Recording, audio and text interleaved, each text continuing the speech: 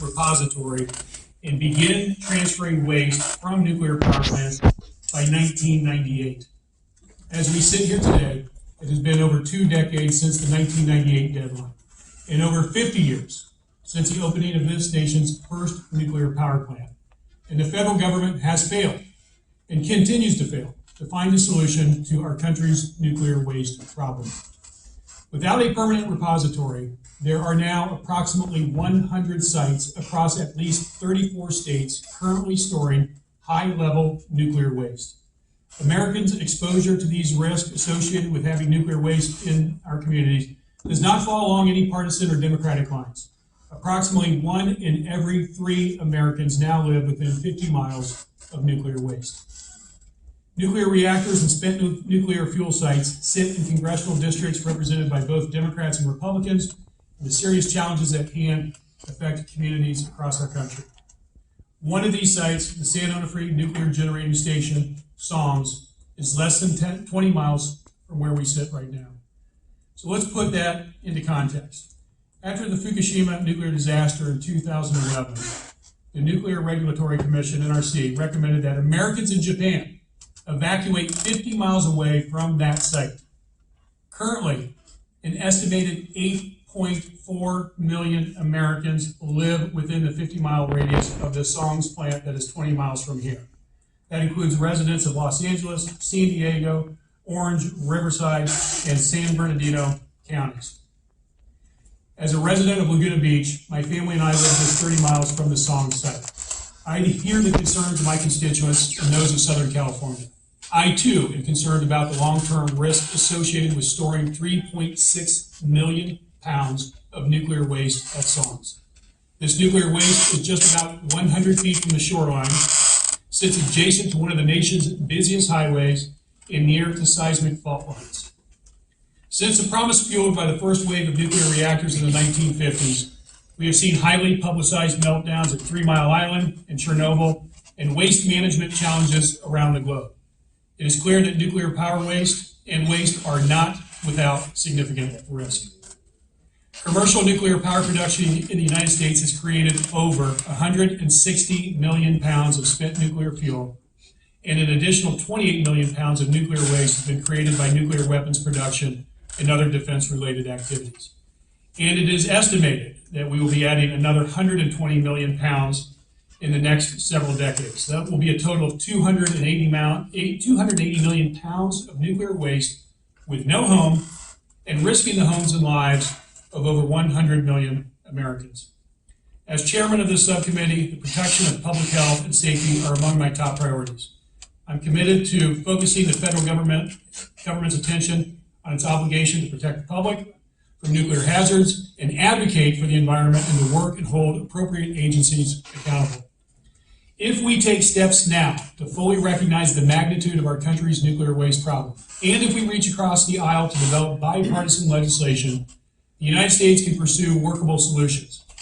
But we do not have any more time to waste. The clock is ticking. In fact, because of the challenges and logistics involved with moving and housing nuclear waste with a long-term viable solution, the best case scenarios, if we act now with purpose and expediency, is approximately 10 years out. My hope is that we can all agree that our current and past failed efforts to both develop and implement a plan has not led to a viable or safe long-term solution. Our government owes the American people an effective plan to address our nuclear waste storage problem, a plan that securely stores this waste without presenting health and safety concerns for local communities across the country. The radioactive material at the core of this challenge will outlast everyone in this room and all humans currently alive. It is estimated that all of our nation's nuclear waste will remain radioactive for somewhere between 100,000 and 1 million years. I hope that my statements adequately portray the seriousness of this dilemma. My thoughts and feelings are informed by the fact that our action or inaction will have a direct impact on the lives of our children, grandchildren, and hundreds of future generations. I thank all of you for joining us today, and I appreciate all of our witnesses for both their ongoing work on this important issue and for taking the time to join us today. I know that many of you have traveled considerable distances to be here and have prepared thoughtful testimony to present. With that, the chair now recognizes the ranking member, Mr. Comer of Kentucky, for 5 minutes for an opening statement. Well, thank you, Mr. Chairman, for convening this field hearing. I also want to thank the local community for hosting us today. This hearing is a continuation of the fact-finding we've done in Washington and will do elsewhere around the country to find energy policy solutions. When we think about the federal government's involvement in energy policy, it has an important role to play in ensuring the safety of our nuclear power plants and the safe storage of nuclear waste. There are approximately 90,000 metric tons of nuclear waste in the United States that require safe disposal. And the level of nuclear waste in the United States is expected to increase to 140,000 metric tons over the next few decades. Yet there is still no permanent disposal site that has been fully approved by the Nuclear Regulatory Commission or the Department of Energy.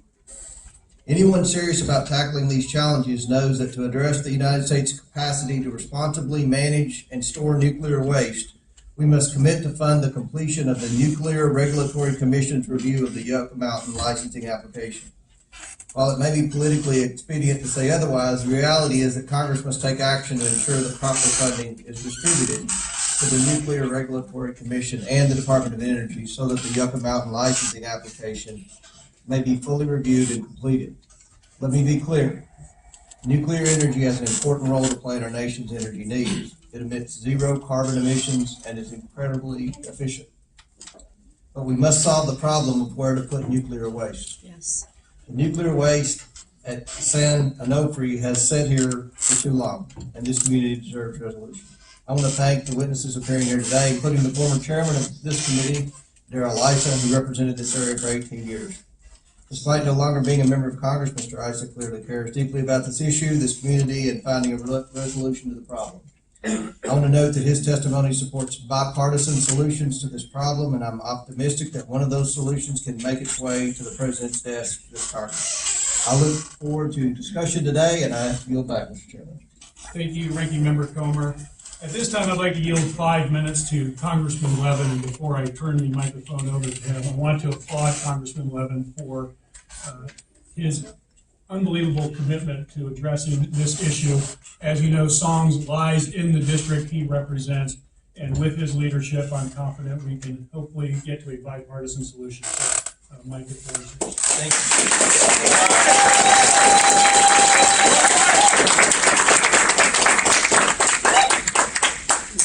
Thank you. Thank you. Don't they let you speak first? Thank you, Chairman Rouda. Thank you to our ranking member as well. Appreciate the opportunity to participate in today's field hearing. The spent nuclear fuel at San Onofre in my district has been a central focus and will remain a central focus of my service. I regularly hear the same question all across our district, from Dana Point to Oceanside and San Clemente to Del Mar. When are you going to get the nuclear waste off our beach? And together we've made it a bipartisan priority in Washington to fight for solutions to the challenges at Songs and its spent nuclear fuel sites all across the country. Unfortunately, these aren't challenges that are going to be solved in a few months or even a few years, but I strongly believe it's long past time they receive the attention they deserve, especially given the risk that nuclear waste poses to the communities in our district and elsewhere in Southern California. I look at the issues associated with the spent fuel at Songs on two tracks. First, it's our job as members of Congress to ensure that the federal government is providing robust oversight for the decommissioning activities at Songs. And second, we must work with our colleagues in Washington to find solutions that result in the removal of spent nuclear fuel from San Onofre. This is particularly important given the environmental factors that make Songs a higher risk site than most nuclear sites across the country. I'm pleased that today's hearing focuses on solutions and continues to shine a spotlight on all the work we have ahead of us. I'm pleased to report that we've accomplished a lot in the last 5 months. First, I've convened a Songs task force co-chaired by Rear Admiral Len Herring, a former Navy mayor of San Diego, and Greg Yasko, a former chair of the Nuclear Regulatory Commission. Admiral Herring, Mr. Yasko, and their partners on the task force are analyzing issues regarding the on-site management of spent nuclear fuel at Songs and working to help identify a path forward that fully protects the community and environment around the plant. At the same time, I've been fighting to make Southern California Edison and its contractor at Songs, Holtec, more transparent with our communities. They must make all decisions with a focus on safety rather than maximizing profits. I've been concerned about some recent events. At the end of March, the Nuclear Regulatory Commission assessed Edison with 2 high-level violations and a $116,000 fine for an incident last year during which a spent fuel canister nearly dropped 18 feet and then was not properly reported. And in April, the NRC issued 2 more violations to Holtec because of design changes, 2 canisters and songs. The changes resulted in loose pins at the bottom of the canisters that hold tons of nuclear waste. Given the multiple incidents and violations that have taken place at songs, I believe the NRC must exercise its full authority to enforce safe practices at the site, which unfortunately has a history of inadequate transparency. That's why I have called on the NRC to assign a full-time inspector to songs. Yes. Senators Feinstein and Harris, as well as Representatives Rouda, Peters, Vargas, and Davis, joined me in making that demand. Nearly 2 months after we sent a formal letter to the NRC on the subject, we've yet to receive a response. I hope that's an issue we can explore further during the questioning portion of the hearing. On top of these songs oversight activities, I've been working with my colleagues in Congress to create a pathway to get the spent fuel off the beach at San Onofre. Next week, my legislation that makes songs one of the highest priority sites in the nation for spent fuel removal is receiving a hearing before the House Energy and Commerce Committee. The bill, called the Spent Fuel Prioritization Act, ensures fuel from decommissioned nuclear sites in areas with larger populations and higher seismic risk, such as ours, is removed first. This concept has broad bipartisan support.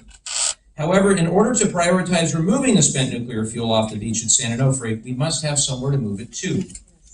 Due to a request I led with my colleagues, the spending bill the House is set to consider next week includes $25 million for a consent-based interim storage program at the Department of Energy. Similar requests have been made for the past 5 years, and I'm proud that this is the first year that it was adopted into the House spending bill. Interim storage is not a comprehensive solution to the spent fuel challenge, and it certainly must proceed with a consent-based process. But it is currently the most viable pathway to move spent nuclear fuel away from the rising Pacific Ocean, off of active fault lines, and further from population centers in Orange and San Diego counties. It's also a solution that both the House and Senate have expressed bipartisan support for, so it has a real chance to move forward.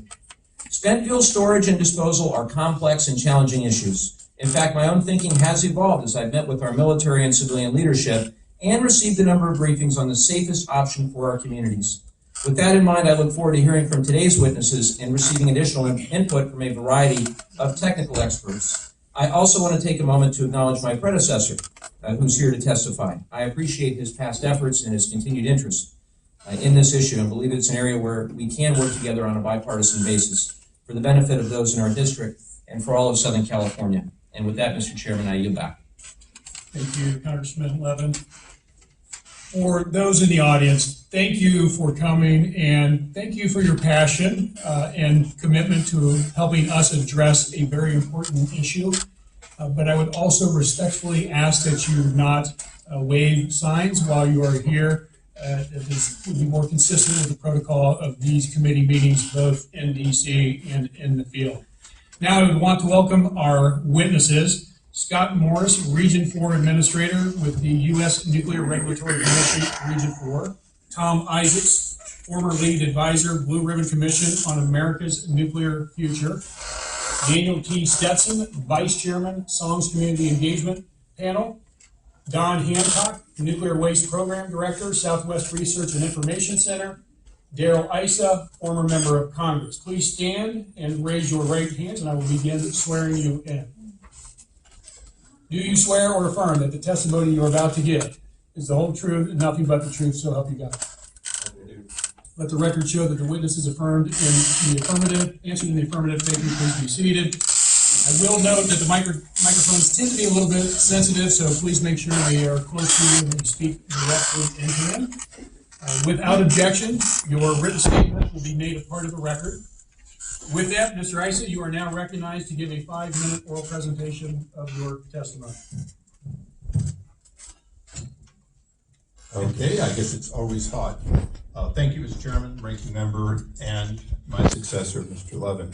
I'd like to ask unanimous consent that a letter addressed to the chairman in support of this hearing and the project that are being considered in Congress from the Orange County Board of Supervisors be placed in the record. So moved without objection. Thank you. With my opening statement of the record, I'll try to use the 5 minutes and the light as well as any of us who have served. As Congressman Levin said, this is not a partisan issue, but it is a regional issue that is going to take members like the gentleman from Kentucky and the two gentlemen from California working together to push for a solution. The fact that Yucca is not currently the repository is a political decision made based on both Republicans and Democrats in a state that chose not to want the product. That will be true of some people in every state in which you will propose shipping it.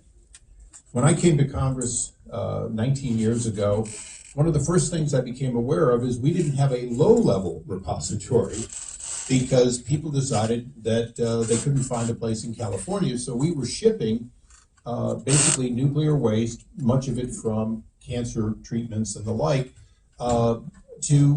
and I apologize, I think it was Kentucky, but it could have been Tennessee, to the repository back there which had been produced, essentially paying to offload our responsibility across the country in freight cars at some incremental risk and certainly while shirking our responsibility. In the case of the National Repository, it's not California shirking its responsibility. As other witnesses will say, we did have sites considered, but California, in spite of its great size in some remote areas, does sit on an earthquake fault, does have some other challenges, and it was not, by anyone's definition, the best place. I think the one thing that everyone should come away from this hearing with is a recognition that no matter what Southern California Edison does, they will never have as safe a storage place as long as it lies between the ocean and I-5 as a myriad of other locations in New Mexico, in Texas, Nevada, and to be honest, in an awful lot of other places we could find.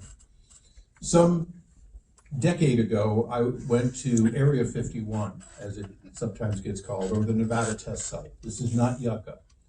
And I witnessed firsthand as we flew over those mounds, and the people can see it on Google Earth. It's not a big secret. The mounds that were produced by underground nuclear testing. The fact is, we have vast areas that you and I will not be able to go to and walk around for the rest of our lives and lives well beyond our great-great-great-great-grandchildren. So when we look at where we are today and where we were 18 years ago plus when I came to Congress and first began looking at songs, and 18 years before that, when Congressman Ron Packard came and he knew in 1982 that they needed to deal with nuclear power residue, and he voted as a freshman to empower a solution. In those 36 plus years, what we've always known is there are safer places than all 100 sites that currently house spent nuclear rods and like material. And I would say today, for the record, that if we cannot agree on Yucca, then by definition, we will have another site, an interim site. And when I say interim is 10,000 years. If we tell ourselves that interim is a matter of months or years, we fail to meet the responsibility of what might happen. If we do not do that, then we will have 100 sites. And although we may be, by many people's estimation, one of the worst, if it is in your backyard, anywhere in the country, including my home state and the chairman's home state of Ohio, if you're up there on Lake Erie and the largest body of fresh water and you've got spent rods that if there were a disaster would take about 1/5 of the world's fresh water and contaminate it, then you have a similar view to what all of us do here in Southern California.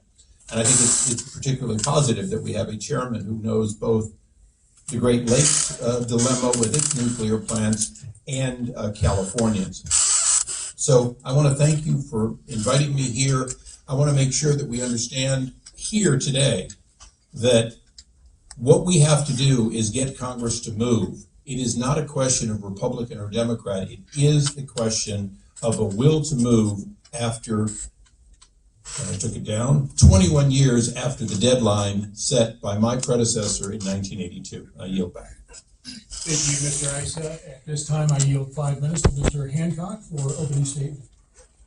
Thank you, Mr. Chairman and members of the subcommittee. I appreciate the opportunity to be here to present my organization's views on this important, complex, and difficult subject. We very much appreciate your leadership in looking for solutions that Congress can take.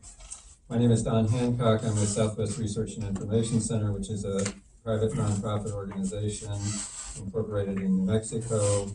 For the last 48 years, we've worked on a wide variety of environmental justice, health issues, including nuclear waste. So there's been some discussion already of the history. I want to spend briefly looking at 5 lessons that we take from some of that history.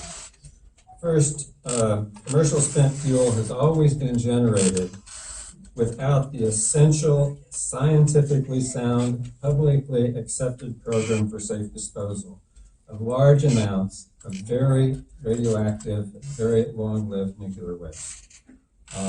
Since 1971, even before, the first proposed repository was in 1971. So for all of these years, we've had technically problematic sites being proposed, which engender a lot of public opposition and don't get operated and are built, so we don't have repositories.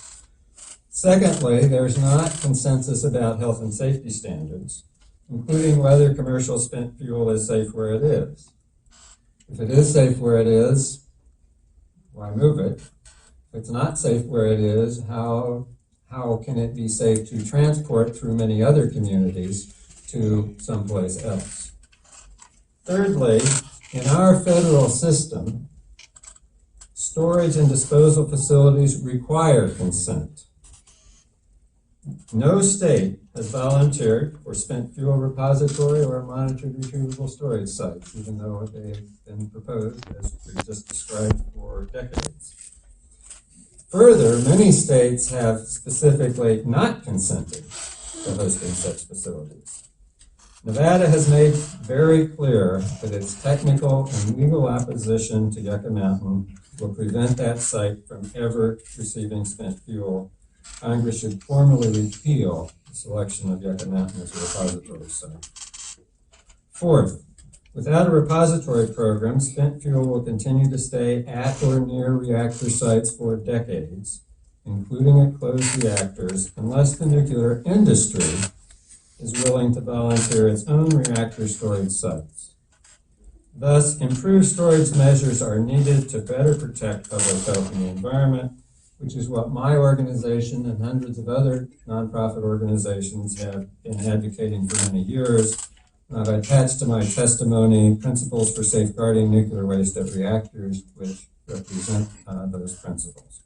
So, for example, at San Onofre, which appropriately all the people in this room are particularly concerned about, the fuel needs to be moved away from the ocean to higher ground for storage in robust, atmospherically controlled building. Fifth, New Mexico has some history in all of this too. First important point to recognize is New Mexico has been and has always been a majority population of people of color. The state has disproportionately borne the negative impacts of the nuclear fuel chain, including contamination and resulting health effects from the first nuclear bomb, which was not in Hiroshima, it was at the Trinity site in New Mexico. Now we have continuing victims from that all these years later, again, mostly people of color who have not been recognized, compensated, or cared for. Uranium mining and processing started 70 years ago. A huge amount of uranium to fuel the Cold War came from New Mexico and the Navajo Nation. We have more than 1,000 abandoned sites that have not been cleaned up that continue to be health problems, again, primarily for indigenous people in our state. Thirdly, Los Alamos National Lab, which was created during World War II to build the first bomb and test the bomb, is there, and it continues to be a long-term source of contamination.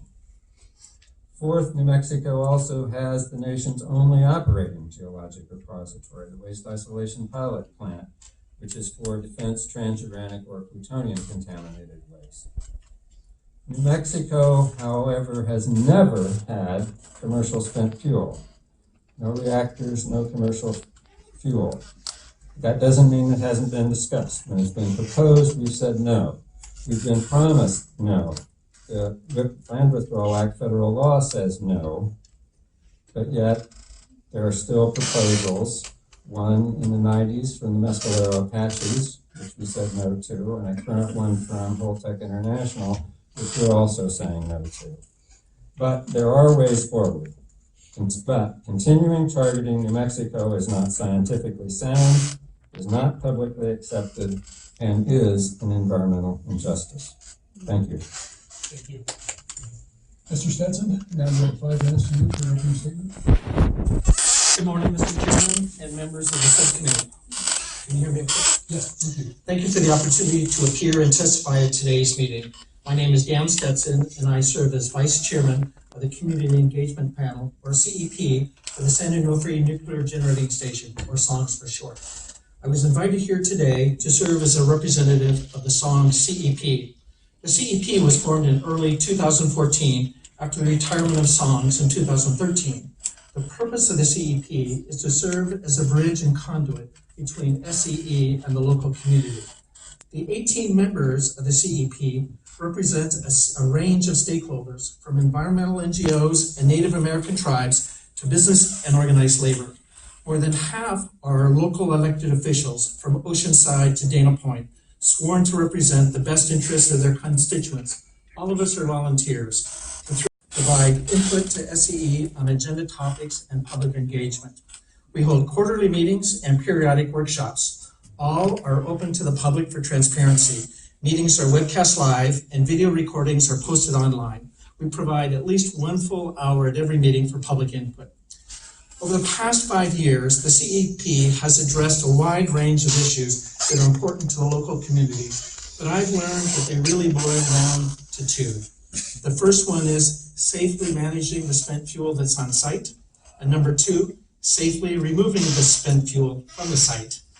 Let me first address on-site storage, and more specifically, dry cask storage. This is what we on the CEP have come to call defense in depth for dry cask storage. Defense in depth means looking at the full complement of means to support safe on-site storage of spent fuel. This starts with the design and fabrication of spent fuel canisters, while also considering operations, maintenance, and security, as well as canister inspections and, if needed, remediation of a compromised canister. Over the past 5 years, we've had 21 meetings, many workshops, and dry cask storage has been the topic or included in every single one of those meetings. As a result of these meetings, SCE has taken several to address areas of concern of the general public. One such step is the laser peening the welds of the new canisters to minimize the risk of chloride-induced stress corrosion cracking of the canister shells. They have also agreed to provide radiation monitoring as long as the fuel is on site. The second important issue is safely moving the spent fuel off-site. Over the years, most, but not all members of the local community have expressed an interest in moving the spent fuel off-site from San Onofre to a federally licensed storage or disposal facility. Off-site storage has also been addressed at every single CEP meeting. The ongoing costs are also a very important consideration, as the schedule for the Department of Energy to remove spent fuel continues to slip. The 2018 audit report of the Office of the Inspector General estimates that the slippage cost to the American taxpayer of over $35 billion. This translates to over $2.2 million per day that we don't move the fuel. To address offsite storage in 2017, Chairman David Victor delivered testimony before the House Oversight and Government Reform Subcommittee on Interior, Energy, and Environment. David, Jerry, and I, and other CEP members have met and continue to meet with members of the California Congressional delegation to advance federal legislation for spent fuel. Congressional outreach is a part of a broader effort to try to effect changes to the Nuclear Waste Policy Act and enable consolidated interim storage and permanent disposal.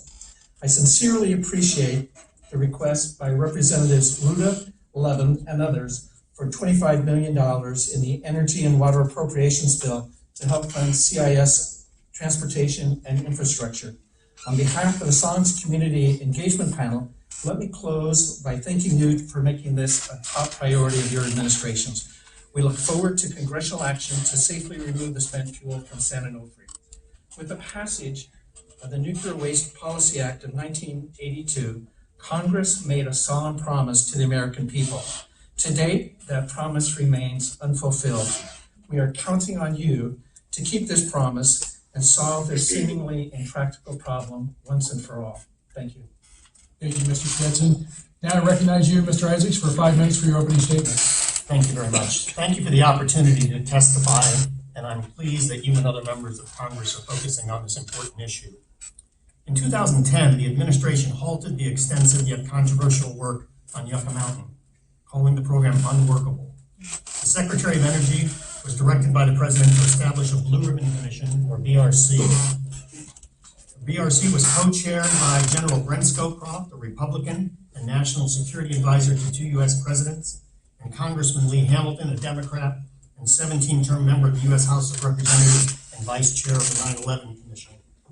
After 2 years of work by the 16 distinguished commissioners on the BRC, we produced a report entitled Blue Ribbon Commission Report on America's Nuclear Future. The report put forward 8 fundamental recommendations. I will not describe all of them here as the report is readily available online, but 4 stand out. The first recommendation was that the program should move forward with consent-based siting. That is, new facilities dedicated to the storage and disposal of spent nuclear fuel should be sited in locations where there was adequate consent by those who would be affected.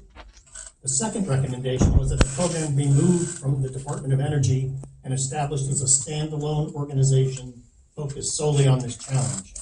This was not so much a criticism of DOE as a recognition that to establish the requisite program stability, trust, and confidence required a dedicated program over decades and a degree of buffering from short-term political considerations. The third and fourth recommendations called for prompt actions dedicated to siting and building both interim storage and final disposal facilities for spent nuclear fuel. I believe that the nation owes all of us a pragmatic and timely solution to nuclear waste management. There are a number of compelling reasons that spent nuclear fuel should be moved from reactor sites everywhere, but particularly where reactors have been shut down. These arguments include economics, national security, and environmental considerations, and the BRC report describes them in detail. Disposal in a deep, stable underground repository is the preferred solution for every country that is addressing this issue, and this has been the case for decades. There is an international consensus and confidence that such repositories can be licensed, constructed, operated, and then closed, permanently isolating the waste from the accessible environment. The U.S. government has been liable for the delays which are costing taxpayers billions of dollars, and the liabilities continue to grow. Shutdown sites should have their spent fuel removed to allow for full decommissioning of the sites and their return to productive use. The central reason I believe that waste must be removed is simple. It's the right thing to do. When communities, regions, and states accepted the siting of nuclear power plants in their vicinity, they did not sign up to be the host of these waste facilities located on the surface forever. We should not leave a legacy to our children and our children's children to clean up after us because we did not have the political will to meet our responsibilities. So what are we going to do? The first problem, in my view, is the mistaken view that there is little or no crisis here, and since any solution is politically charged, the easiest path at any point in time is to do nothing. As I've stated, we owe it to ourselves, future generations, and the rest of the world who look to us for leadership to solve this highly solvable problem. Second, we need to understand and respect that there are differing views by responsible people who truly want to solve this issue. We are unlikely to get there as long as this is viewed as a win-lose situation. Third, we need to establish a national waste program that has the requisite talent, stability, flexibility, and access to the required funding to do the job and work every day to earn the trust and confidence of affected parties. Fourth, we need a vibrant program to demonstrate our commitment to success and to reassert our international leadership and lead by example to assure that safety, nuclear security, nonproliferation, and counterterrorism remain effective across the globe. Let me conclude by quoting from the Blue Ribbon Commission report. The problem of nuclear waste may be unique in the sense that there is wide agreement about the outlines of the solution. Simply put, we know what we have to do. We know we have to do it, and we even know how to do it. Experience in the United States and abroad has shown that suitable sites for deep geologic repositories can be identified and developed. The knowledge and experience we need are in hand, and the necessary funds have been collected. Rather, the core difficulty remains where it has always been, finding a way to site these inherently controversial facilities and to conduct the waste management program in a manner that allows all stakeholders, but most especially host states, tribes, and communities, to conclude that their interests have been adequately protected and their well-being enhanced, not merely sacrificed or overridden by the interests of the country as a whole. An informed and empowered public, a national waste program dedicated to excellence and engagement, and a Congress and administration that sees the solution as a fundamental responsibility are among the key next steps for our shared success. Thank you, Mr. Isaacs. Mr. Morris, Chair now recognizes you for 5 minutes for an opening statement. Thank you, Mr. Chairman. Good afternoon, Chairman Rouda, Ranking Member Comer, Congressman Levin.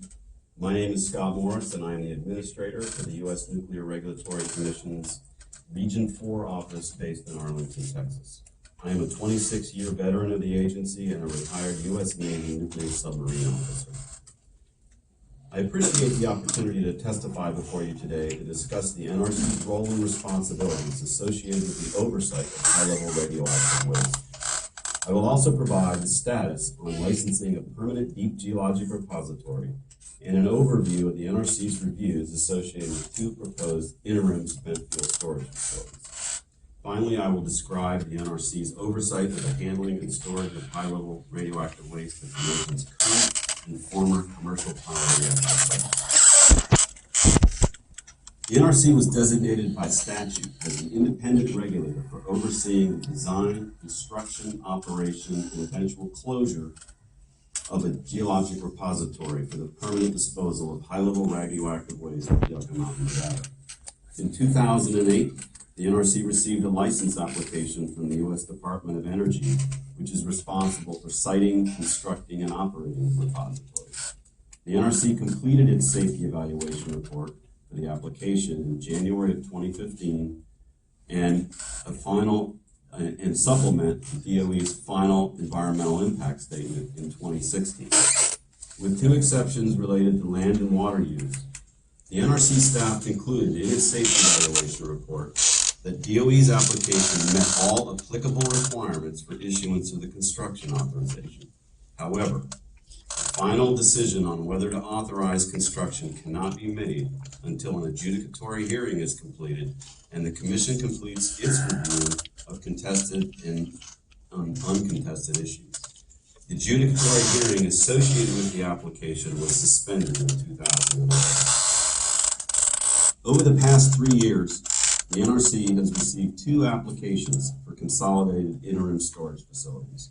One from the Interim Storage Partners for a facility in Texas, and a second from Voltec International for a facility in New Mexico. The NRC staff had anticipated completing its review and issuing final licensing decisions for both applications in the summer of 2020.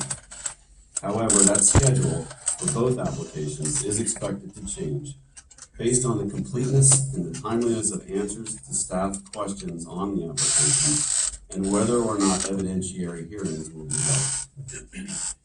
So, until a permanent repository or a consolidated interim storage facility is licensed and operational, NRC licensees may store spent fuel in spent fuel pools or in dry storage casks. The NRC has determined that both methods of storage are adequate to protect public health and safety and the environment. Dry storage casks can be arranged in vertical, horizontal, or underground systems at the plant site, known as independent spent fuel storage installations, or simply ISFISTs. The NRC reviews all spent fuel storage cask system designs before they are certified for use to ensure that they can protect against natural phenomena such as seismic events, tornadoes, flooding, and can also withstand the potential impacts from airborne debris or accidental drops of storage and handling equipment. NRC regulations do not specify a maximum time for storing spent fuel. The Commission has determined that spent fuel can be stored safely in a pool or dry storage cask for at least 120 years. Dry storage casks are licensed or certified for up to 40 years, with possible renewals of up to 40 years. In conclusion, NRC licensees are safely handling and storing spent fuel, and the agency will continue to provide oversight to ensure adequate protection of the public health and safety and the environment. Chairman Rouda, Ranking Member Comer, Congressman Levin, this concludes my prepared remarks. Thank you for the opportunity today, and I'll be pleased to respond. Thank you, Mr. Morris. Thank you all of you for your opening comments. I'm going to reserve my opening 5 minutes of questions and yield to the distinguished member from Kentucky, Mr. Ranking Member, Mr. Comer, for 5 minutes of questions. Well, thank you, Mr. Chairman, and again, thank the witnesses for their testimony. Before I ask a couple of questions, I just want to make certain here that the entire panel agrees that the current business model to store nuclear waste is unsustainable, correct? Everyone agrees with that. Mr. Isaacs, one of the things that wasn't really touched upon in the testimony was the potential threat of terrorist attacks and the homeland security risk. Do you believe that most commercial nuclear power plants where nuclear fuel is stored is safe from potential terrorist attacks? I believe that this has been looked at quite closely by the NRC, and they have found that when you look at credible potential incidents, that these facilities have been adequately designed and implemented to be protected. But I would ask my colleague to perhaps talk more about that. Yes, thank you. We do have a robust regulatory regime in place to ensure adequate protection of the spent fuel in either type of installation. And in addition to assuring their compliance through the licensing process, we also provide robust and routine oversight to ensure that those measures continue to remain in place and are applied. What about the transportation process and the risks of terrorist threats? If you're transporting it, if we can get to a consensus on, for example, Yucca Mountain, what's the potential threat there? I'm sure that's something that's been studied thoroughly as well. It has, and with respect to transporting high-level radioactive waste, there are really at least 2 federal entities that are actively involved. Of course, the NRC, because we are the ones that approve the designs for transfer casks, and I'll just note for the record that the type of the design and the testing that those transfer casks has to endure are pretty robust and involve extreme temperatures, impacts, full submersion, etc. And so we regulate, the NRC regulates the transport mechanism itself and how the licensee loads the fuel into those. The Department of Transportation is responsible for the driver, whatever vehicle is used to transport the cask, and we work with the Department of Transportation to identify and approve prior to shipment secure transport. Before I yield back, I just want to say that I look forward to working with you, Chairman, to try to come up with a solution, a sustainable solution. In my district in Kentucky, we have a uranium enrichment site that's being deactivated. It's right on the Ohio River. I mean, literally right on the Ohio River. And I think this is an issue that everyone's mentioned, is bipartisan. It's an issue that affects probably a majority of members of Congress. And it's something that I appreciate the purpose of this hearing and look forward to finding a solution. With that, I yield back, Mr. Chairman. Thank you. This time, I recognize Congressman Levin for 5 minutes of questions. Thank you, Mr. Chairman. Mr. Morris, thank you for generally being available, for taking the time to brief me on a number of occasions. I look forward to our continued opportunities to work together. I wanted to begin, I want to get through quite a few questions with you. I wanted to start with some basic yes or no questions. Is it true that the NRC found that the near-miss incident at Songs was caused by deficiencies in Southern California Edison's training, equipment, procedures, and oversight? Yes. Did the NRC find that Southern California Edison staff at Songs were not properly trained, certified, and supervised? Yes. Is it true that Southern California Edison failed to formally report the near-miss incident within the time frame required by the NRC? Yes. And is it true that a similar event had previously taken place at Songs, but Southern California Edison didn't take corrective action to ensure it wouldn't happen again? Yes. With these findings in mind, and this is not a yes or no question, can you please explain to us why the NRC fined Southern California Edison $116,000 earlier this year? Absolutely, and I'll try to be brief. Once we became aware of the incident, we constituted a special inspection team, a team of experts that we sent from our Arlington office who spent a week on site. They worked closely to understand the circumstances around the incident, and in subsequent weeks and months continue to work with Edison to fully understand the root causes of the event. And I think it's fair to say we provided a lot of input into that process to ensure that their causal analysis was comprehensive. We then looked at the corrective actions that they developed to address those issues, and we ultimately satisfied ourselves that the corrective actions that they initiated were appropriate and robust. Of course, we'll continue to inspect and ensure going forward that they're maintained, but the enforcement action, the two key elements of that were they failed to licensee, Edison failed to operate the system in accordance with its licensed design approved by the NRC, and they failed to report it in a timely manner. And those two factors alone were the basis for our enforcement. Thank you, Mr. Morris. Along with the fine, Edison was assessed level 2 and 3 violations, which the NRC refers to as escalated violations and significant enforcement actions. Is it common for NRC licensees to receive level 2 violations? It's quite uncommon, and the incident in Edison is unprecedented in terms of the level of significance. So as I mentioned in my opening statement, my colleagues and I wrote to the NRC and Region 4 urging you to assign a full-time inspector to Songs. We haven't received a response from the chair, but Region 4 has told our staff that instead of a full-time inspector, you will quote, you will have quote, unannounced inspections on a frequent basis. Do you have the authority to assign a full-time inspector to Songs? It's actually a matter of policy. We implement the policy and But you have the legal authority. Oh, yes. The commission certainly does. So I again strongly urge you to do so. Your testimony today has illustrated the unique situation at Songs and the urgency and the site's disappointing track record with regard to transparency and reporting, I think warrants this unusual measure. With the time that I have, and I have more questions for a second round, so Mr. Chairman, hopefully we'll get to that. Mr. Isaacs, I wanted to thank you for bringing your expertise and experience to today's hearing. Do you think that a commercial reactor site located near an active fault is less safe than one located in an area without any earthquake hazard? Sure. And do you think larger populations near commercial reactor sites increase the risk associated with the site? In general, yes.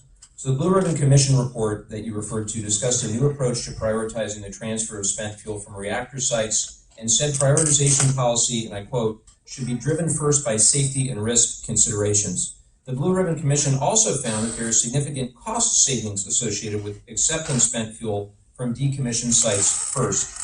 As I discussed earlier, I've introduced a bill that would prioritize the removal of spent fuel from decommissioned nuclear reactor sites in areas with larger populations and higher seismic risk. Do you agree that we should be considering environmental externalities when we prioritize spent fuel for removal? Yes, I think we should do a very careful and thorough system study to look at all of the potential benefits and risks of various schemes for picking up spent fuel when it is possible to do so, and prioritize the pickup of the spent fuel, the actual operation, based on optimizing in terms of cost, environmental concerns, safety concerns. Thank you, Mr. Isaacson. I'm out of time for now. I hope we have another round. Thank you. Thank you, Congressman Levin, and you raise an interesting point. This is going to be a little less formal than a typical committee meeting in the sense that I'm going to enter into some questions shortly, and at the conclusion of my 5 minutes, I'm going to allow the three of us to really ask questions of all of you and hopefully have a more open narrative than the structure of a typical committee meeting.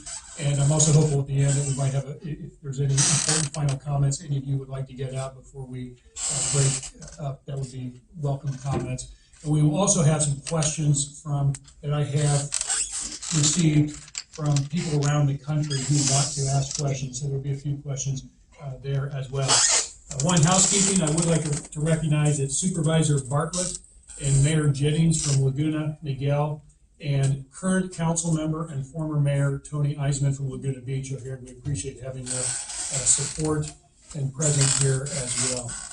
So I'm going to yield myself 5 minutes for questions. And Mr. Isaacson, I'm going to start with you because we sat next to each other at a meeting at SONGS, I guess maybe 6 weeks ago or so. And if I recall correctly, you shared with me at that meeting that part of the issue as to why we have not had a long-term solution was because initially when we started building nuclear power plants, the first one in 1958 and many more in the 60s, we never thought we were going to have any nuclear waste that needed to be stored. Do I recall that correctly? Almost. What I sort of said, and I think is true, is when I started my career in those days, the stock answer to the question of why don't we build a repository was largely if we built one, it would stand empty. And the reason for that was there was every expectation at that point in time that there would be a massive growth of nuclear power plants. In fact, the standard planning objectives at those times were 1,000 reactors by the year 2000. We fell short, of course, by 900 reactors. The expectation at that point in time was if we have that many reactors, at some point we're going to start running out of uranium. It's going to get scarce and it's going to be very expensive. And so what we should do is prepare to reprocess that spent fuel to extract out the unused uranium and probably the plutonium that is produced and recycle it back into reactors. And the truth is, if we went to these advanced reactors, which is where I started my career designing them, you wouldn't have to mine another pound of uranium for centuries. The uranium that's already mined is there. So it was very appealing in that sense. So if we were going to reprocess the spent fuel, which we wound up not doing because the nuclear industry did not continue to grow the way we anticipated, then we found ourselves in a situation, which I think was unfortunate, and we should have built one, where we have an expectation that we were going to be reprocessing. We would then take the spent fuel, extract the waste, and then we would put the waste only into a repository, so that would be the time to build it. So in essence, the continued supply of uranium has not created the market demand for the reprocessing of spent nuclear fuel? I would say in most cases that's true. There are a couple of countries that have invested in reprocessing, France being the most notable case. They have reprocessed fuel. They have put the unused parts of that back into reactors. That doesn't avoid the need for a repository, whether you reprocess or not. That's the part I want to make clear. I As I think understand. I told Congressman Levin, there is no magic machine out there that's going to avoid the need for an ultimate permanent disposal. And Mr. Morse, that confirms the conversation we had earlier too, that even if we did reprocess, recycle, we would never get to a zero amount of spent nuclear fuels that would have to be deposited somewhere. That's correct. Okay, thank you. Mr. Hancock, we talked a little bit earlier too about the standards for the long-term entombment of spent nuclear waste. And there's a debate about what those standards should be.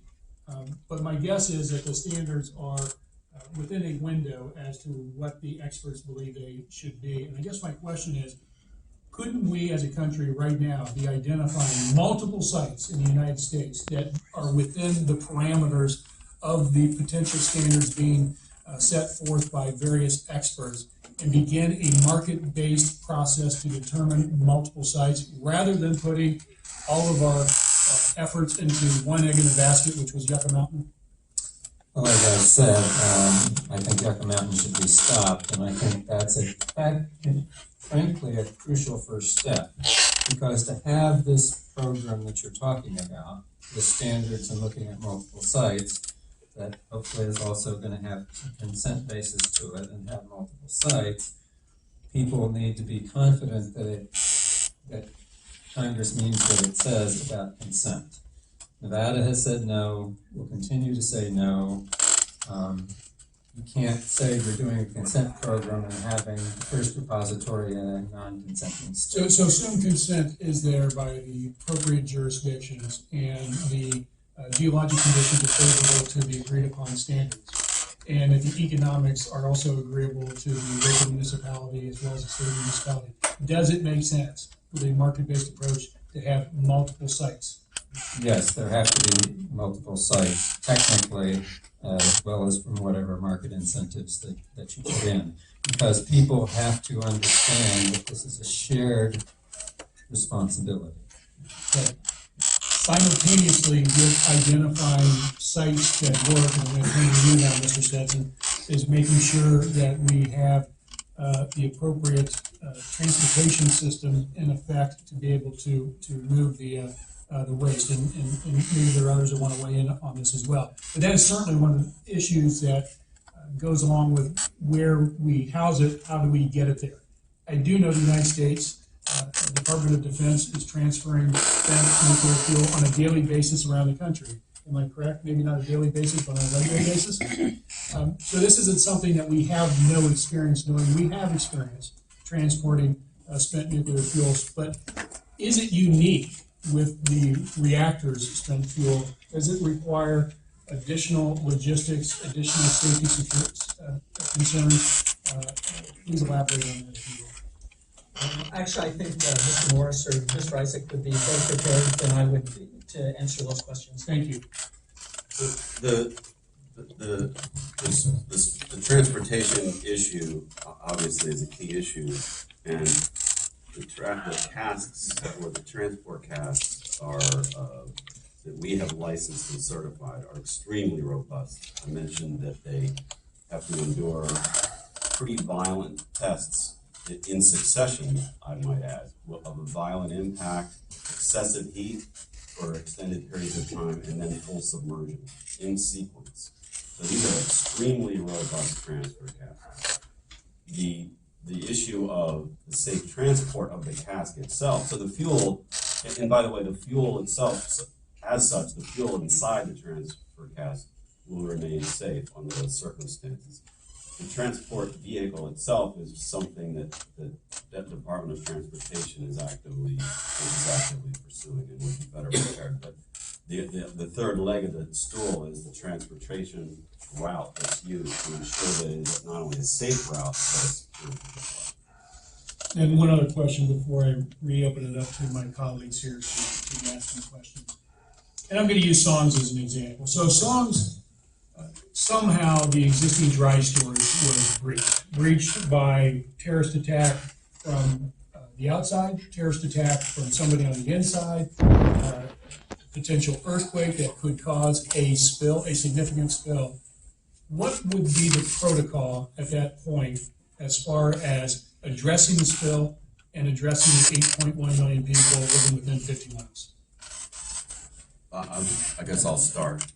So we do have, in fact, a very comprehensive, as I mentioned earlier, the security aspects to ensure that the on-site security force can repel a very substantial adversary force, and it includes, I can't get into details, but vehicle bombs and armed adversaries, insiders, the whole bit. For the fuel that's in the pool. For the fuel that's in the dry casks, the nature of the storage, it makes it such that it's very self-protecting and doesn't require as much security infrastructure to protect. That being said, if there were some sort of breach, we have also got very robust requirements associated with incident and emergency planning and incident response. So but frankly, the risks, the radiological risks associated with a shutdown reactor, particularly when the fuel has had the opportunity to cool for many years, simply aren't as significant from a hazard standpoint, particularly an off-site hazard standpoint, than would be for an operating reactor. And as such, and our requirements reflect.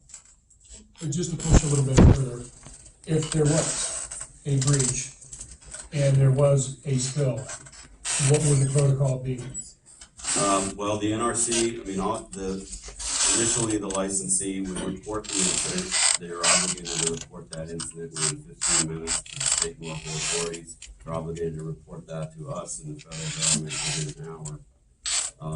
And at that point, the entirety of the national response framework would be engaged, which involves a large array of not only federal entities, but they would be in support of the state and local entities, and the county emergency supervisor and the local emergency services directors have worked together to ensure that, particularly for an operating reactor, that they understand the protocols, they work together, they practice together, they know each other well, and can quickly and efficiently respond under those circumstances.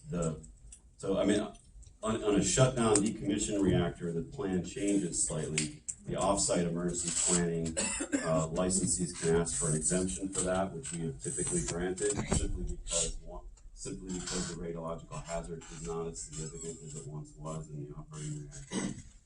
And as such, the offsite state and local response agencies defer to what's called an all hazards plan. So there's a standard plan for responding to emergencies, the all hazards plan, and this would fall within that, and they would come to the aid of Edison to the extent that it was needed. Yes, Mr. Issa. Sometimes it pays to be a former government official. A little piece of history. During the operations of SOMS, and during that period of time, and I'm going to be brief and less accurate than some of these folks could be, the operating plan, both for a failure of the pooled storage and a possible catastrophic failure of one of the active reactors, included a pretty massive withdrawal of more than 1 million people from the surrounding area. It included the backup facility of the Marines at Camp Pendleton to provide safety. It included the shutdown of Interstate 5 and, quite frankly, impacted the operation of Interstate 15, meaning there was effectively no north-south route for over 10 million Californians to take, and for that matter, all the international traffic. So the reason I bring it up is that as they finally get the last of the liquid storage into dry cask, that does change, and I think the experts would agree that it reduces. What doesn't reduce, though, is that if your catastrophic example of a terrorist attack were to cause a breach of these massive concrete caps, such that you would have exposed high-level radioactive material.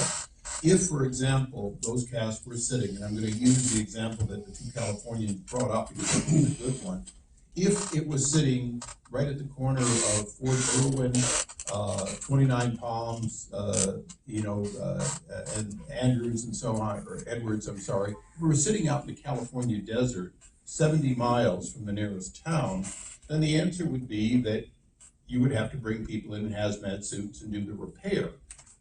Clearly, as the former representative of this district, if it were to happen where they currently are, it would clearly shut down Interstate 5. It would impact the operation of the base, of ocean traffic, of air traffic for a protracted period of time. And I think that's the important question you deserve an answer for.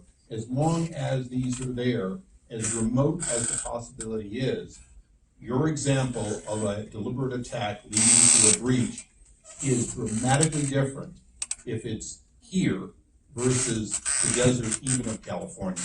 Thank you for that clarification, because I had the opportunity to tour the Port of Long Beach last week. And when you take the Port of Long Beach and the Port of LA into account together, 40% of the goods that come into our country via ship come in through those ports, which would be within that radius we talked about earlier. With that, I will open it up to the other members here to ask additional questions. Mr. Stetson, a few questions for you.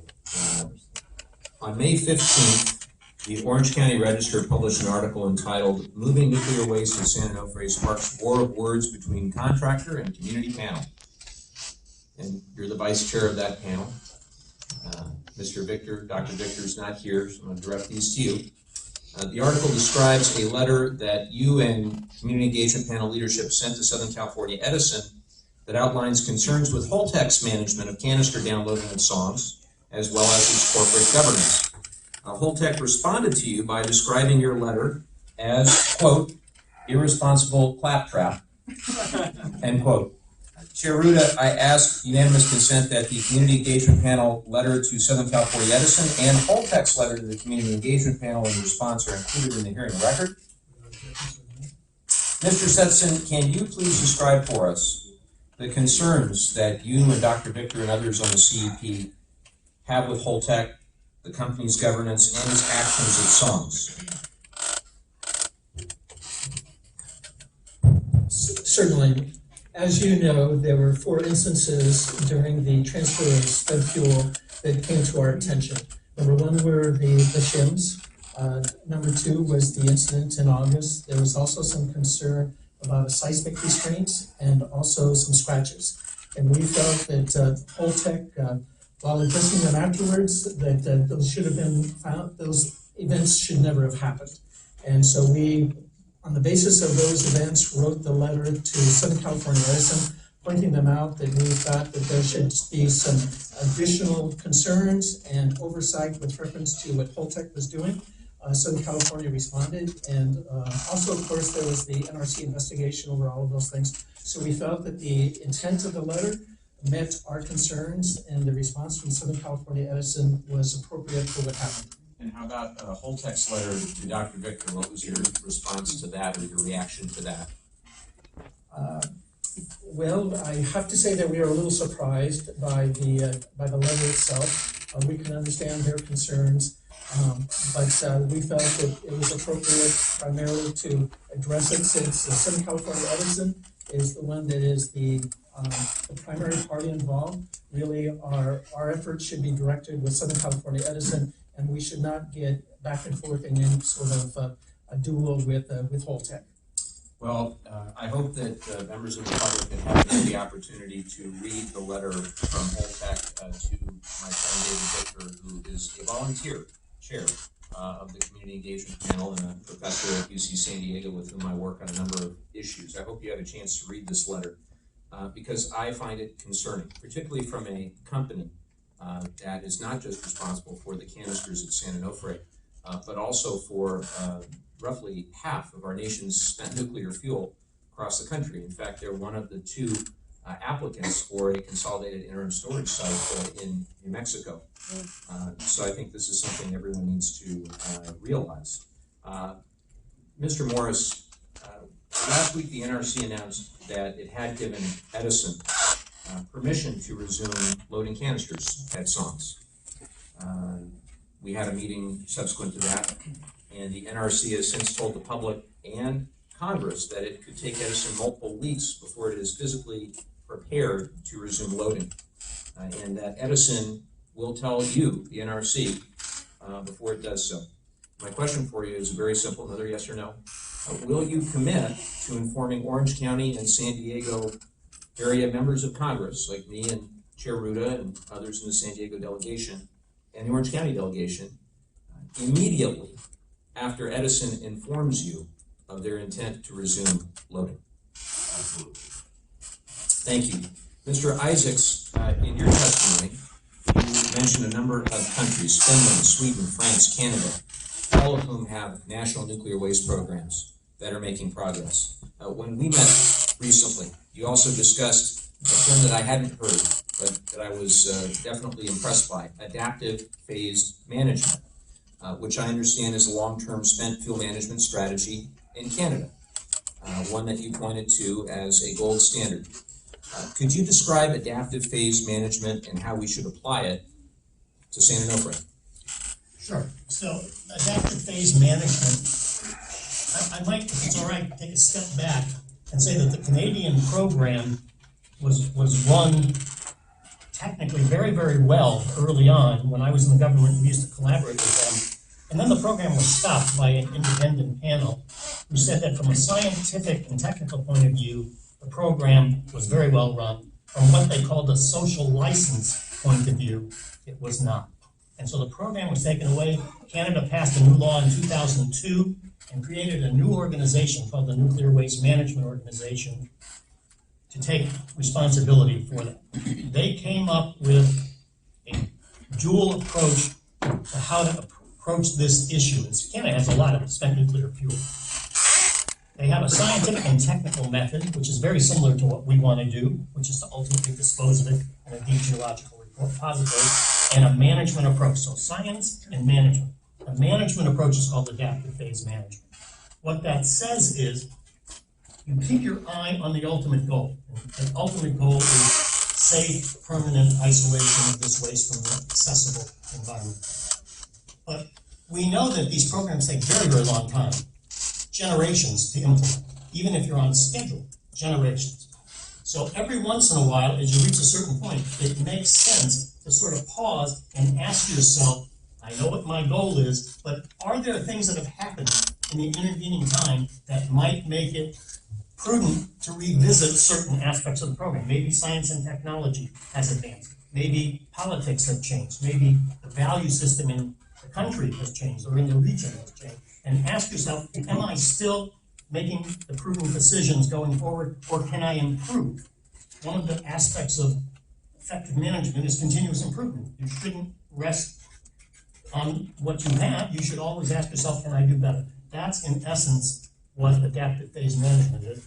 And I think as it might apply to Southern Cal Edison or any other utility in a similar circumstance, it would be a prudent thing to every once in a while take a pause at an appropriate time and ask yourself, are there things that I might learn and do to improve the program? So I would offer that in that spirit, that this is exactly the time for Southern California Edison and the NRC to do that, to look at the practices that are occurring on site, the selection of the whole tech canisters, the procedures that have led to the scratching and gouging of canisters that may lead to unnecessary public risk, and to assess and to take the time to be prudent and cautious to assess whether these are the safest practices moving forward. I can tell you that I believe the San Diego and Orange County delegation in Congress insists that we do that. And I'll yield back to the chair.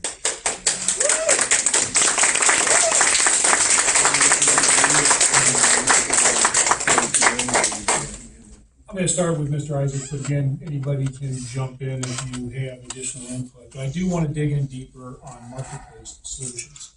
And I also want to look at that both in the midterm and the long-term solution. And there's also another variable or another option in there, and I don't recall what it was called, but instead of that, having nuclear waste go into long-term underground repositories, I believe I read somewhere about the idea of a midterm situation where it can provide a solution for maybe a couple hundred years, but then there's another continued effort to move it into another spot. I just want you to elaborate on all of this because we have to start identifying solutions and moving it, the existing 100 sites to midterm, long-term solutions. So if you could help us understand and these folks here understand a little bit more. Yeah, so first of all, I think you've done a very nice job just now explaining the situation. Yeah, it is my view, and it was the view of the Blue Ribbon Commission that, and it's been this view for quite some time, by the way, that we need both interim storage, centralized or regional interim storage, and we need an ultimate final repository for permanent disposal. This waste, as has been mentioned by you, is hazardous potentially for very long periods of time, geologic time periods. And so the consensus is that while we can store the waste safely for decades, generations, it requires active administrative control to assure that. And if you stored it long enough, ultimately those containers would have to be unloaded and the waste would have to be loaded into new containers. And that seems to be, to everyone who has looked at it in this country and abroad, not a very pragmatic solution. So the answer was we should come up with a solution that allows for, but doesn't require, active administrative control. And as early as 1957, our National Academy of Sciences wrote a report saying, we think the best preferred solution is to find this deep, stable geologic formation, make sure that it is operating the way we think it is, put the waste in there, watch it for a period of time, a few decades, and if it's working well, put the plug on.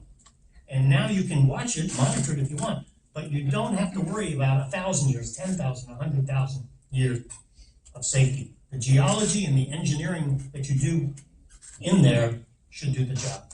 So that's the general approach. But building a repository takes a long, long time, as we have seen. Even if we got the program restarted, it's going to take decades. And it seems prudent to me and to others that we should find one or more places that are dedicated to managing spent fuel. These reactor sites, San Onofre and elsewhere, when they were developed, part of the bargain was not, oh, and by the way, you're going to have this waste forever, so you need to plan on managing it forever. So there ought to be places put together in appropriate locations for management, temporary storage, temporary meaning in nuclear waste terms, decades, generations, to transfer that waste in an orderly fashion from the reactors, particularly from shutdown reactors, so that you can offload the spent fuel, decommission those reactors that are shut down, and put that land again into useful use in the locations where they're located. So that's From a regulatory framework, and Mr. Hancock, you perhaps you take this, and Mr. Morse, you as well. From a regulatory framework, is it easier to site spent nuclear fuel in a regional facility that is more short-term than long-term, or is it, are we jumping through the same hurdles and hoops and timeframes? Isn't easier. I don't It's know. a very relative. Yeah, I don't know that it's easier. I mean, when it comes to, the, Let me ask you this, is it a shorter timeframe? to the interim storage, Yes. well, based on the current track we're on, I expect that we'll be in a position to make a final licensing decision on the New Mexico and Texas applications in the next 2 years. I mean, the original plan, as I said, was 2020. That's been delayed a bit for the reasons I mentioned. And certainly, if there are, when the contentions get resolved, that may result in hearings, et cetera. So, but it's likelier on a faster path than where we are currently with the up and running. So, two points. NRC only talked about the sites underway. It already licensed a consolidated interim storage site for 40,000 metric tons of fuel at private fuel storage in Utah. That was done in 2006. So a site exists, but it hasn't been used, and it won't be used for a couple of reasons. One, there's strong opposition in Utah to it. Another state, by the way, without reactors. Why are we only looking at states without reactors for either interim or long-term disposal? So that's one point. The other point that I think is important to remember is that more than 90% of that spent fuel that you talked about in your opening statement, Mr. Chairman, is east of the 100th meridian, quite a ways away from where we are. So there's got to be responsibility, management and otherwise, taken by folks in that eastern part of the country for interim storage. That's where it is. They are going to have to take responsibility. Many of these plants are planning to be open for 40 more years. So they're going to be storing more waste at those sites for this period of time. As I mentioned, if you really want to think about incentives, the people who currently have the best incentives to keep spent fuel safe are the people who have the spent fuel, because they don't want accidents. Reliability and operating power plants can't operate if they're having accidents. So I would really encourage some discussion with the nuclear industry about what kind of incentives they need in order to talk about one or more, probably multiple, consolidated storage sites. And Mike, I'll get back to you here in a moment. Another question that came up somewhat, I think, Mr. Morris, you perhaps flagged this for me to ask. What are other countries doing? What is our concern with other countries around the world who recognize that France and many of our European allies probably have sophisticated ways to manage this process, including Canada? Are there any countries that we are concerned? Because I think what you're alluding to, when you start looking at 100 years out, 200 years out, 300 years out, the financial viability of any country at that time, which we do not know what it will be, their ability to manage a nuclear waste issue that is going to be around for tens of thousands of years. So what is already the potential concern we're seeing in other countries' ability or inability to adequately address that nuclear issue? Well, I don't know that I'm prepared to answer the question about this. That is what other countries, perhaps Mr. Isaac or somebody else might do better suited. I'd be happy to Please. help respond to that. You want to So- move the microphone a little bit? Sure. So first, as you suggest, there are several countries that have made substantial progress in solving this problem. The leading countries in the world right now are probably Finland and Sweden, followed closely by France. And right now, Canada is in a very interesting stage where they had a consent-based approach. They had a number of sites that expressed some interest, and they are in a process of narrowing down to the preferred site, which will probably occur in the next 5 years or so. So that's an active program. It's not guaranteed success, but it seems to be going quite well. At the other extreme, there are a number of countries that are in very difficult circumstances. For example, South Korea, Taiwan, and Japan, all three of which have had extensive nuclear power, relied on nuclear power greatly for large percentages of their electricity, but they are small countries with limited geographical or topographical opportunities to site these facilities because they're very mountainous, and where they're not mountainous, they're very highly populated. So I actually work on this issue through a grant that I'm participating with senior managers in several of these countries, the Pacific Rim countries, to share best practices, lessons learned, and ways in which we can help each other better succeed with this. They're in tough circumstances. They're running out of room at the reactor sites. They have the same kinds of political issues, maybe even more difficult, of citing a temporary storage and a repository for both population reasons and geographic reasons, which has led several countries to look at prospects, which I won't go into now unless you go to me, for multinational facilities, where countries would come together and cooperate on one or more facilities that they could share. The obvious question that immediately pops up is, they're all for it, they just don't want it to be in their country. Similar to what we talked about with some of the utilities working together in a concerted effort. Representative Issa. You know, one of the limitations of being a former member is unless you ask a question like that, I'm in a non-lobby 1 year freeze, so thank you for asking the question. As a member of Congress, you have the most freedom to explore all the solutions to the problems that we're talking about today and to push for solutions, and particularly economic solutions. And I'll tick off a couple of them. First of all, the answer to your earlier question is Russia is a poster child for a country that ran out of money, let nuclear submarines sit with hot fuel on them, in some cases sink. If not for the U.S. initiative, Kazakhstan would still have all of its spent plutonium, or it's not unspent plutonium. We've actually harvested it and returned it to Mother Russia. By the way, bear in mind, the Russians have never given up 1 ounce of plutonium. They were happy to have us spend the money to make Kazakhstan safer, but they took back that high-level valuable cargo. So when we look at countries running out of money, that's a very valid concern, and I think that should be a global concern that Congress should lead on. The second, though, is that there are a number of solutions that have been talked about here today that exist, but they do require congressional action. For example, in Congressman Levin's district, you have General Atomic.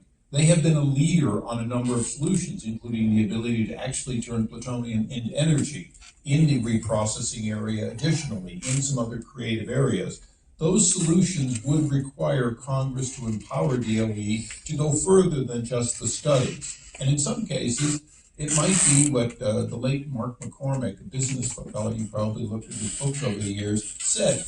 The difference between a problem and a business decision is a problem can't be solved by money. A business decision is a decision to spend money. So another example is today there are not enough vehicles, if we had repositories, to quickly, safely move spent rods. So one of the things Congress could do is it could sponsor the development of next generation rail and production of them so that they would be available when we reach that surge opportunity, whether it's one or more sites. Today, we are looking at when SONGS becomes available, you're going to still be standing in line for years waiting for a train to come in to take one at a time of these casts.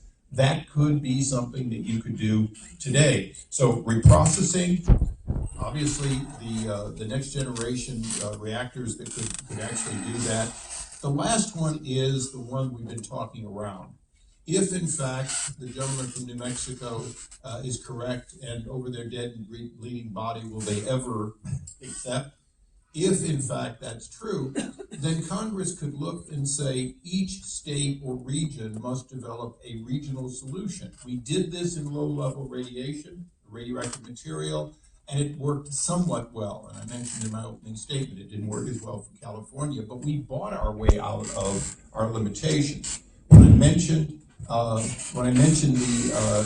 deserts of California, if we look at Humboldt Bay, Diablo Canyon, and Song, it would be unreasonable if we could not get to a site by 2030 when all of our rods will be ready for transportation, the last of them will be ready. If we would not at least, as Californians, recognize that these three facilities all would benefit by at least going to a regional facility that, quite frankly, Congress and this state would put a priority on. Nobody can tell the state of California that if the solution doesn't come federally, that California is empowered to do something at least to help the citizens of these highly populated areas. All of those are areas that you could be working on. I recommend that you work on all of those as though you're never going to have these other two sites or Yucca. If you work on these other solutions, because if you fail to do so, then 10 years from now, a very senior Congressman Levin will be where I was at the end of my 18 years. No real progress, simply older concrete casts sitting on the edge of the Pacific Ocean. Thank you. Well, 10 years, I'd be a little older, a little grayer. Hopefully we'll make some progress, but I appreciate that. A few more questions, Mr. Morris. What's the annual budget of the Nuclear Regulatory Commission? It's been declining. I believe the FY19 budget is approximately $900 million. So about $900 million. What do you think the cost of a full-time inspector would be per year? Our budget model assumes roughly $400,000 to $420,000 per annum. Per year. So what's the cost of inspecting the canisters as you did? You inspected, along with Edison's help, 8 of the 29 canisters, is my understanding. What was the cost of doing that? I don't know exactly, but I mean, it was Estimate. $20,000. $20,000. Just to do, you said the 8 canisters? The 8 canisters. You factor in travel and salary and benefits. I mean, What- it's probably high. What would the incremental cost have been of inspecting all 29 of those canisters? I think I would have to defer to Edison. I don't know what amount of resources they spent to actually do the inspection. Is it a significant incremental cost? Is it a small incremental cost? Again, be guessing, I've heard numbers in the a couple $100,000 per canister, but I don't know. Just to inspect them? Just to do to pull the lid off the vault, they employed a contractor to use robotic vehicles, and they covered, the vast majority of the surface area. But I thought a second ago you said to inspect the 8 was only $20,000? Oh, I was referring to the cost of ours. To the NRC. Yeah. Okay, so the cost to Edison is higher. Oh, absolutely. Okay, so the Because we don't purchase the equipment. There would be no incremental cost to the NRC. What do you estimate the incremental cost would be to Edison? Maybe a few To do million the dollars? remaining 21 canisters. 22, yeah. Um, Or 21. Again, it would be absolute guesswork on my part, but if it was a couple $300,000 per canister times 20, so Okay. a couple million. Do you think that's worth the money? I believe that the analysis that the Edison folks did, and by the way, we witnessed the collection of that data on those 8 canisters, 7 of the 8 canisters. We witnessed that data. They performed a detailed analysis on their own that incorporated not only the real data they collected, but made a number of assumptions about worst case effects of manufacturing defects and even what additional scratching might be incurred upon withdrawal of the canister, not simply the insertion. And they concluded that they would be within boiler and pressure vessel code standards. We did an independent review of that, and similarly concluded that their analysis was robust and sufficient. We also did our own evaluation of the data, and again, provided the confidence that we had that worst case scratching, even for the remaining 40 some odd canisters, would be within the limits of the code standard. So I think Just for the public's awareness, there were 29 canisters, of which 2 canisters had issues, number 22 and number 29. Number 29 was the one that was almost dropped 18 feet. Yet Edison and the NRC decided to only inspect 8 of those canisters on the premise that it was 95% certain that an inspection of 8 of the 29 would be sufficient. I would say with something this significant, where again, you have over 8 million people within a 50-mile radius, where you have active earthquake faults, and the rest, and particularly when you have behavior from an actor like Holtec in regard that they've treated the community engagement panel, I would encourage that you spend the extra money and you inspect the rest of the canisters. Couple more questions on the canisters. Do they have, to your knowledge, best to your knowledge, they have real-time monitoring for radioactivity? It's my understanding is it's not real time, but they are required by NRC regulations to do routine radiation surveys. But they do not have any real-time monitoring? Currently, no, but they have made a commitment to the local community, is my understanding. Maybe Dan could comment on that. They made a commitment with respect to, they described it at the panel meeting the other night. That's correct. Edison has promised to have full-time radiation monitoring as long as the spent fuel is on site. So I'd like to, hopefully we can follow up with Edison. They're not here to pick on this morning, but I'd like to follow up to understand a specific date by which they'll have real-time radiation monitoring in place. Also, to the best of your knowledge, they have real-time humidity monitoring, given that this is a coastal area with very high salinity. There's a lot of scientific dispute over whether or not the humidity in the area could impact the canisters negatively. I actually don't know the answer to that. I mean, I could go. So they don't. Okay. But I would recommend that be part of the adaptive phase management, thinking through whether these canisters make the most sense and what type of monitoring is needed to ensure that they do. With that, I have a few closing remarks, but I appreciate your willingness to engage. I mean that sincerely, and more to come. As I mentioned earlier, we're going to do this a little bit informal. So I would like to take a moment for each of you, and Representative Issa, I'll have you start off.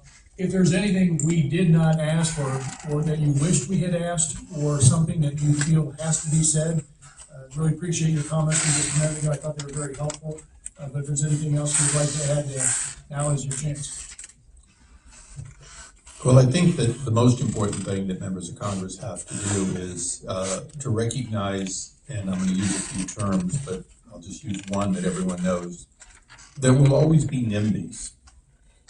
There will always be people who want things out of their backyard. Okay, and I'm sitting next to a gentleman who's self-described as I don't want it in my backyard. And the audience today is filled with people who, for good reason, believe that it's time for it to begin moving out of their backyard. Those people need to be listened to and appropriately their concerns. Those who need it out of the backyard, those who inherently do not want it in the backyard. What I had asked you to do is push aside what I've observed over my decades of service, and I'm sure everyone on the panel has, and that's the people who subliminally between those two will tell you they don't want it in anyone's backyard. Those who simply would like to have the problem continue because it's part of the anti-nuclear, if you will, agenda, must be pushed aside in favor of people who want a solution to the problem. You can be anti-nuclear and still recognize that there has to be a place for these, that there have to be solutions. And so what I found over the years is I had people who told me that even though it wasn't their backyard that it was in, even though it wasn't their backyard it was going to, that any transportation would be impossible, that any movement would be impossible, and that any place it was or would go to would be dangerous. Now, I have no problem with that all being right, but solutions require that you do better than leave it where it is if there are better places to move it to. And that sort of a responsibility falls to you to divine, if you will, the concerns that are legitimate of the froms and the twos, and push aside those who want to tell you that all solutions won't work, therefore the status quo is where you're going to be, and it becomes a political issue that, quite frankly, it's time that we end it. It's time that we do what responsible countries are doing, which is find real solutions to reduce the threat to our communities of not just these, but of all nuclear waste. Let's bear in mind that none of us want to fail to have cancer cured with what is in fact deadly poison if it's left sitting around the hospital. And so, it's not just what we're talking about today, it's all the things we know we're going to still have in the way of radioactive isotopes. Thank you. Thank you. Thank you very much for engaging and taking on this difficult task. I very much appreciate that, and it is a long process, and there are lots of people who must be involved, and I include stakeholders in various states. I also, one of the difficulties as you think about how consent would work, and I think that's its own interesting subject that's going to have to be looked on, is what are the role of transportation and adjacent folks in dealing with that. Even though you've done a good job getting started, and it's going to be a long process, I want to also, in your role in the Oversight Committee, suggest another thing that you might want to look at that's related. You have some serious problems unrelated to spent fuel, including in California at the Santa Susana site. And there are significant issues with waste handling, not related to commercial sites, but related to Department of Energy sites, that is also, I think, due some additional oversight. And so you're doing so well that I want to give you a little more to do. Well, once again, I want to thank you for the opportunity to come and speak with you today.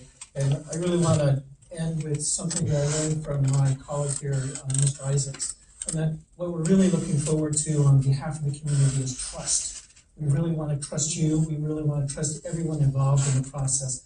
And number one, that means that those that are involved have to be confident in what they're doing. Number two, they have to be making decisions with the public's interest at heart, making decisions that are best for the general public. And number three, that it's an open process that encourages dialogue from all parties. And I want to thank you, Tom, for teaching me that. Not only did I teach you that, you just stole my concluding remarks. That's the last time I do that. So, I'll change subjects, thank you. So I just want to make one perspective comment based on this, and this has to do with this issue of trust and confidence. There's a balance, a very hard and delicate balance to be drawn between making sure you rigorously look at all dangers, risks, threats, and make sure that all of the systems that are at the potential effect of that are handled properly so that the public and the environment are protected. It's too easy in an atmosphere where there is a lack of trust and confidence to lapse over into sensationalism and to start making decisions that are probably not in the best interest of all the parties because people don't trust the people because they lack the kinds of things that Dan just mentioned. You know, we talk about the dangers. If something goes wrong here, if we oversell the dangers and then we say, and by the way, we want to send it to you instead. We don't want it anymore. It's too dangerous. You take it. What do you think their reaction is going to be? So number one, you have to be very prudent and sensible about how you balance the need between making sure that you're protected, that the community is protected, that the environment is protected, and sending a message that goes to the place where it's no longer based on science and prudent decision making, but is based on atmospherics. You know, it's interesting to me, you mentioned the 50-mile evacuation zone for Fukushima. First of all, Fukushima, complete disaster, no question about it, but it was an operating reactor. It was not a spent fuel pool passively storing the waste. It was 15,000 people died from the tsunami itself. 15,000 people died. Very, very little direct health consequences came as a result of that catastrophe. But it had immense public consequences, immense social consequences, immense economic consequences. The evacuation itself disrupted the lives of untold thousands of people, completely destroyed their lives, had nothing to do with the radiation. The fact that there were conflicting rules coming out or guidance coming out about how far to evacuate made things much more difficult and counterproductive than they might have been otherwise. So I simply want to leave with the message here. Absolutely, we need to make sure that the public is protected at all points in time, the workers at the site are protected, the environment is protected, and that we make decisions based on the best scientific and engineering judgment and based on an engaged public who gets to ask and have answered all of their concerns. Thank you. And I would just like to end with that I believe, and I think most of the 3,000 colleagues I have within the NRC are absolutely committed to public health and safety. Our regulatory requirements are based on extensive research. We have very robust regulations in place that all applicants and licensees have to meet. They are subject to a detailed and rigorous licensing process. All of the decisions that we make are a matter of public record. And then once the license is issued, that we begin a very important and robust oversight program that includes enforcement opportunities when there's bad behavior involved. I believe that any high-level radioactive waste will not succeed unless there is a strong, credible regulatory body in place to ensure that the safety and security of the American people is protected. So again, I'll emphasize what we consider our critical principles as a federal regulator over this material. We strive every day to maximize our independence, the clarity around the work we do, our openness and transparency, our reliability, the consistency within which we make our decisions, and efficiency as well, that we're using the dollars that we receive in the most efficient and effective way possible. Thank you. Thank you, Mr. Morris. And at this time, I'd like to yield to Congressman Mr. Levin to make his final comments. Thank you, Mr. Chairman. As I mentioned earlier, the issues surrounding spent nuclear fuel in our nuclear industry are complex and challenging. I've had the opportunity now to meet a number of times with the military leadership at Camp Pendleton, as well as the Nuclear Regulatory Commission, San Onofre, and stakeholders from around the country. And I've learned more that informs my thinking about the best path forward for our district and our region. Yucca Mountain, as we've said, has been stuck for now more than a decade. And I think it's really important that we focus on a consent-based interim storage program. That's why we fought so hard for the $25 million in the House Appropriations package, and I was excited we got that done. It's really important that consent and safety are the two keys to ensuring interim storage is acceptable and worthwhile. And I think Harley and I are in Congress to deliver solutions. That's what this is about. And this really should be a bipartisan issue focused on solutions. I think it's worth mentioning the timetable here so that the public understands. By Edison's own timetable, we wouldn't even begin moving the canisters off-site until 2035, and that wouldn't commence until 2050. I don't know about you, but I'd actually like to be alive by the time all of this is done. With funds for siting, permitting, and licensing an interim site, as well as prioritizing those sites across the country that have the highest population density and the greatest seismic risk, we could trim 10 to 15 years off of that timetable. I think it's a very worthwhile endeavor, and I hope you'll continue to be engaged and continue to support those efforts. And I just want to close by thanking again the chairman for his organizing this hearing, as well as all of you in the public, including those on our task force, the elected officials who are here. I share your concern, and we're going to focus on this. It will continue to be a core element of my service for as long as I'm honored to have the opportunity to serve as your representative. Thank you.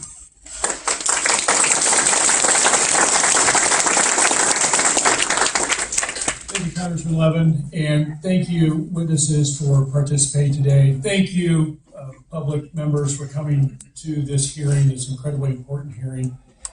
Obviously, as you've heard today, we have a long way to go, and we do not have a clear path. And that is going to be the challenge for Congressman Levin, myself, this committee, this subcommittee, Congress as a whole, and many of these communities across the country who are so directly affected by having spent nuclear waste so close to their homes and their families. But as Congressman Levin said, we're committed to fighting hard to find the solution in a timely manner as quickly as possible and bringing to closure what should have been done decades before. And with your help, we will hopefully get there in a time frame as quickly as possible. I'd like to thank our witnesses for testifying today. Without objection, all members will have 5 legislative days within which to submit additional written questions for the witnesses to the chair, which will be forwarded to the witnesses for the response. I ask that our witnesses please respond as quickly as you are able. Without anything further, this hearing is hereby adjourned. Thank you.